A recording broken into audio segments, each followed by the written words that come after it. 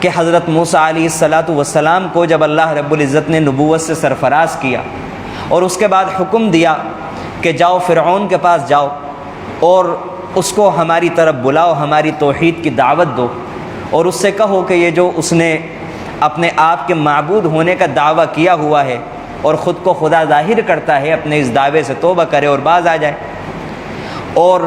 اس کے علاوہ حضرت موسیٰ علیہ السلام کو اللہ تعالیٰ نے یہ بھی کہا کہ آپ کی ذمہ داری یہ بھی ہے کہ جو آپ کی قوم بنی اسرائیل فرعون کے زیر دست ہیں، ان کو فرعون کے تسلط اور تصرف اور قبضے سے چھڑا کر آزاد کرانا ہے۔ چنانچہ حضرت موسیٰ علیہ السلام فرعون کے پاس گئے، اور فرعون کے پاس جب گئے تو فرعون نے حضرت موسیٰ علیہ السلام سے بحث کرنی شروع کی کہ میں کیسے مان لوں کہ آپ اللہ کے رسول ہیں، آپ کے پاس کیا دلیل ہے، کیا علامت ہے، کیا نشانی ہے۔ اور حضرت موسیٰ علیہ السلام اس بات کو پہلے سے ہی بھانپ چکے تھے کہ جب میں فرعون کو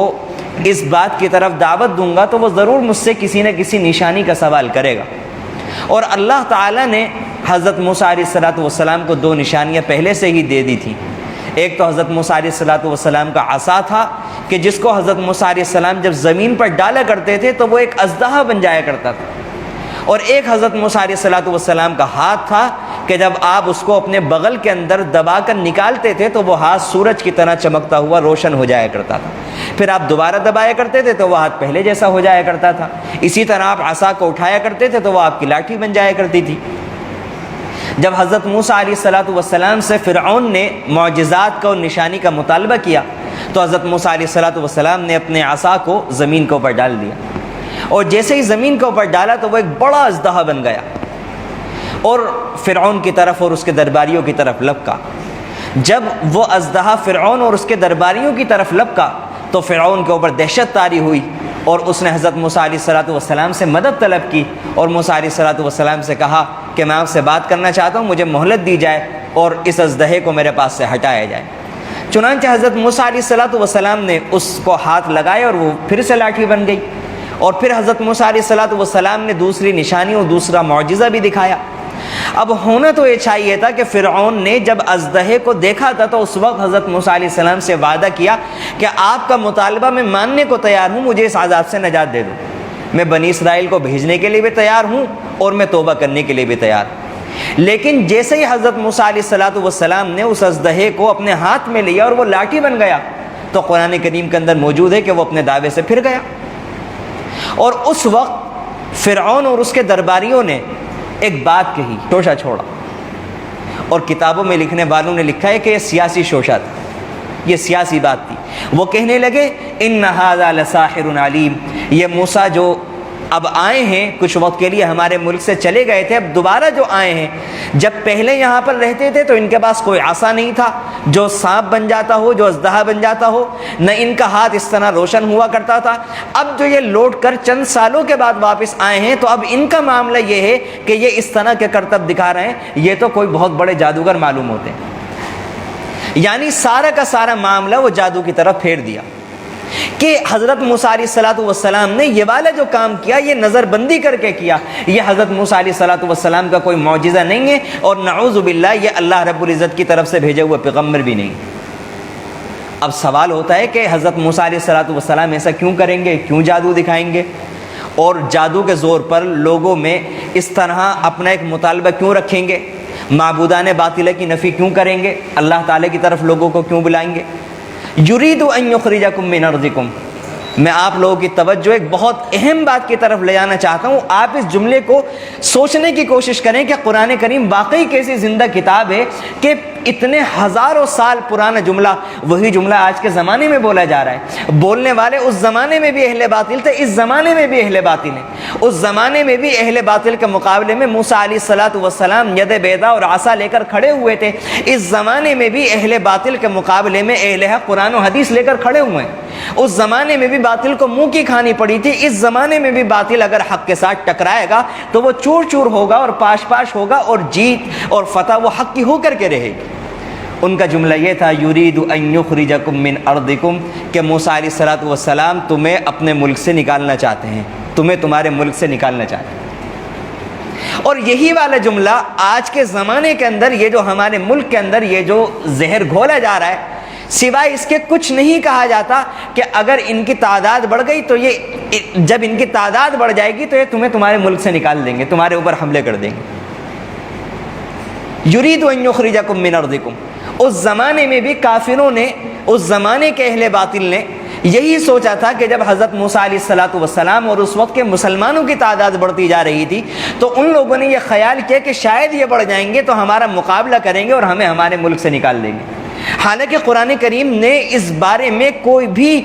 بھی آیت یا کوئی بھی آیت کا حصہ نازل نہیں کیا، نہ اللہ تعالیٰ نے بتایا، اور نہ ایسا تھا کہ اس وقت کے مسلمانوں کے خواب و خیال میں بھی یہ بات ہو کہ وہ اس ملک سے وہاں کے رہنے والوں کو نکالنا چاہتے ہوں، یا وہاں کے لوگوں کے اوپر ظلم کرنا چاہتے ہوں، یا وہاں کے لوگوں کو اپنا ماتحت بنانا چاہتے ہوں۔ بالکل اسی طرح سے ہمارے ملک کا یہ معاملہ ہے کہ اس زمانے میں بھی مسلمانوں کے ذہنوں کے اندر خواب و خیال میں دور سے دور تک تصور نہیں، لیکن کہنے والے یہی کہتے ہیں یرید ان یخرجکم من ارضکم، کہ ان کی اگر تعداد بڑھ جائے گی یہ تمہیں تمہارے ملک سے نکال دیں گے، اس وجہ سے ان کے ساتھ یہ کرو، اس وجہ سے ان کے ساتھ یہ کرو۔ اس وقت فرعون نے مسلمانوں کی آبادی کو کنٹرول کرنے کے لیے یہ شاہی فرمان جاری کیا کہ اس وقت جو بچہ کرانے کے لیے، بچے کی پیدائش میں آسانی کرنے کے لیے جو دایائیں ہوا کرتی تھی ان کو سرکاری فرمان جاری کیا گیا کہ بنی اسرائیل کے یہاں اگر کوئی لڑکا ہو تو اس کو ہاتھوں ہاتھ قتل کر دیا جائے،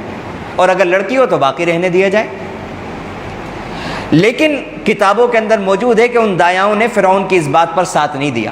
تو پھر فرعون نے سپاہیوں کو متعین کیا کہ جو جاسوسی کیا کرتے تھے، اور جب بھی انہیں پتہ چل جاتا تھا کہ بنی اسرائیل کے یہاں کوئی لڑکا پیدا ہوا ہے، وہ اس لڑکے کو زبردستی لے کر دریا کے اندر پھینک دیا کرتے تھے۔ اور اس زمانے میں بھی اہل باطل نے کچھ ایسی ہی منصوبہ بندی کی ہے،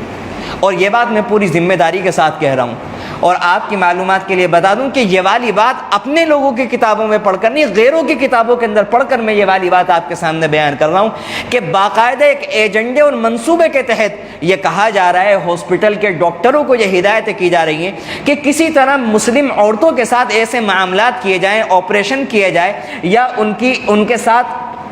کوئی بھی ایسا معاملہ کیا جائے، ایسے انجیکشن لگائے جائیں، یا ان کو نسبندی کے لیے یا کسی اور طریقے سے ان کو راغب کیا جائے، ان کو ذہنی اعتبار سے تیار کیا جائے کہ کسی طرح سے مسلمانوں کی آبادی کنٹرول۔ اسی ایجنڈے کے تحت عام طور سے مسلم بچیوں کے ساتھ اور مسلم بہنوں کے ساتھ یہ معاملہ ہوتا ہے کہ ولادت کے مرحلے میں ہر ممکن یہ کوشش کی جا رہی ہے کہ ان کا آپریشن کر دیا جائے، تاکہ جب آپریشن کے ذریعے سے ولادت ہوگی تو ظاہری سی بات ہے کہ پھر کثرت کے ساتھ اولاد نہیں ہوگی۔ اس زمانے میں بھی باطل نے اس طرح کی پلاننگ کی تھی، اور اس زمانے کے اندر بھی باطل نے بالکل اسی طرح کی پلاننگ کی۔ تو اس لیے میں نے آپ کے سامنے خاکہ یہ پس منظر بیان کیا کہ یہ مسئلہ لایا کیوں گیا۔ یہ مسئلہ اس لیے لایا گیا، اور کس کی طرف سے لایا گیا، یہ ہماری طرف سے نہیں لایا گیا بلکہ یہ غیروں کی طرف سے لایا گیا، اور ہمارے اوپر جو الزام لگایا گیا اس کا حقیقت سے سرے سے کوئی تعلق ہے ہی نہیں۔ اس کے بعد میں اپنے مضمون کو آگے بڑھانا چاہتا ہوں اور یہ بیان کرنا چاہتا ہوں کہ گزشتہ ہفتے جو میں نے مضمون بیان کیا تھا، ہماری مسلم بچیوں کو سمجھا کر یا زبردستی بہت سارے ذریعوں سے ان کو بلیک میل کر کے جو غیروں کے ساتھ رشتے ناطے کے اندر جو جوڑا جا رہا ہے، اس کی وجہ یہی ہے کہ ذہنوں میں یہ بات آ گئی ہے کہ اگر ایسا نہیں کیا گیا تو پھر ہمارا اس ملک کے اندر وجود باقی نہیں رہے گا، اور ان کی طرف سے یہ بات چلائی جا رہی ہے اور یہ کہا جا رہا ہے کہ مسلم تنظیمیں باقاعدہ ایک ایجنڈے کے تحت مسلمان لڑکوں کو تربیت دے کر ان کو اس بات کی طرف راغب کر رہی ہیں مسلم تنظیمیں کہ آپ غیروں کی بیٹیوں سے شادی کرو۔ حالانکہ حاشا وکلا ہمارے ذہنوں کے اندر تو کوئی تصور بھی نہیں ہے، ہمارے مسلم بھائیوں کو تو اس بارے میں معلومات بھی نہیں ہے کہ ہمارے یہاں کسی تنظیم نے یا کسی ذمہ دار عالم نے یا کسی بھی ایسے شخص نے کہ جو قرآن و حدیث کی ادنا سی بھی واقفیت رکھتا ہو وہ اس بارے میں کوئی تصور کرے۔ اور دوسری بات، ہم کہیں تو جب ہماری کوئی بھی مسلم تنظیم اس بات کی طرف تب راغب کرے جب ہمارا اسلام، ہمارا قرآن، ہماری حدیث اس بات کی اجازت دے کہ غیروں کی بیٹیوں سے شادی کی جا سکتی ہے۔ سب سے بڑا مسئلہ تو یہ کہ قرآن و حدیث اس کو مانتا بھی ہے یا نہیں مانتا۔ مسلم علماء، مسلم تنظیمیں، یہ ساری کی ساری باتیں تو اس کے بعد کی ہیں۔